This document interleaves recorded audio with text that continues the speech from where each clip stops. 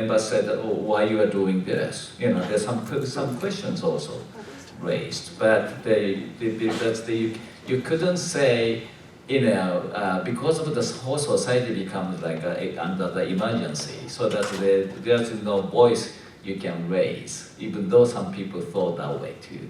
So there's a strong social pressure that we have to tackle with that issues by the other institutions. And really quick, is that still existing? Does that new structure still exist? Well, we still use this structure. Yes, after 8 years, we still use this structure. Then also we are now evolving from this to the next step, which is how we going to.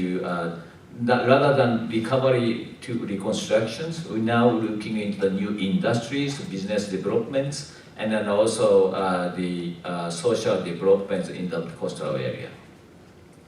Thank you. Okay, one more question from the audience? Yes, sir. Hey, Sean Griffin, I had a question on the data collection. How much of the data curation is focused on normalization, stripping out bias, making it analytics ready?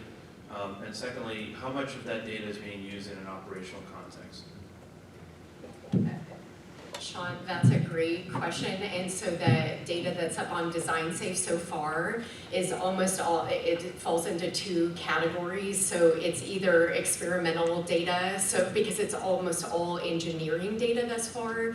It's engineering data that's been generated via the major engineering infrastructure or engineering facilities in the nation. So putting a house on a shake table at UC San Diego or testing a roof at Florida International University.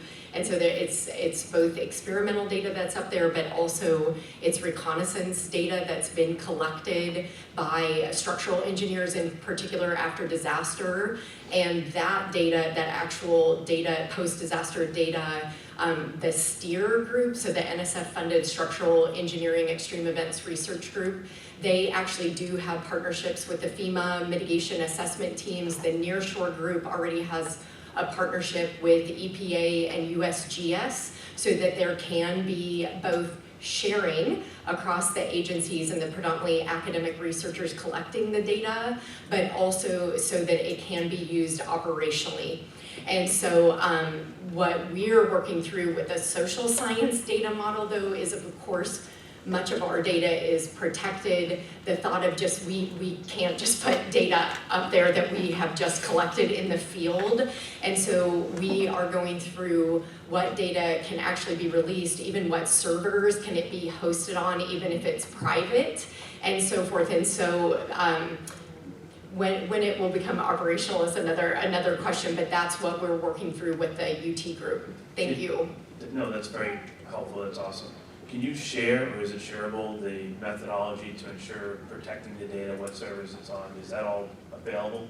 Absolutely, and so we've been working with, at UT Austin, they have several data librarians, they also have developers, computer scientists who are developing the architecture, but then we, as a science, we develop the metadata. And so what are the categories that researchers are gonna be able to use? And with the social scientists, it was a radically different prospect, because from the beginning I said we don't only want to put data up there, we also want to put instruments and protocols to enable replication across field sites. And so think of Trisha's amazing, it's 700 field studies over 50 years. And so if people could start accessing that information, if it's in one central repository for the field.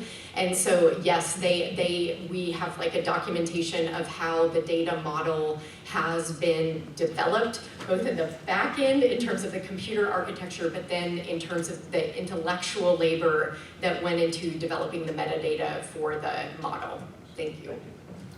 Okay, I guarantee you no other panel added 2 new words to your vocabulary. Global and conversatory. So I will leave you with that, and thank you again for coming.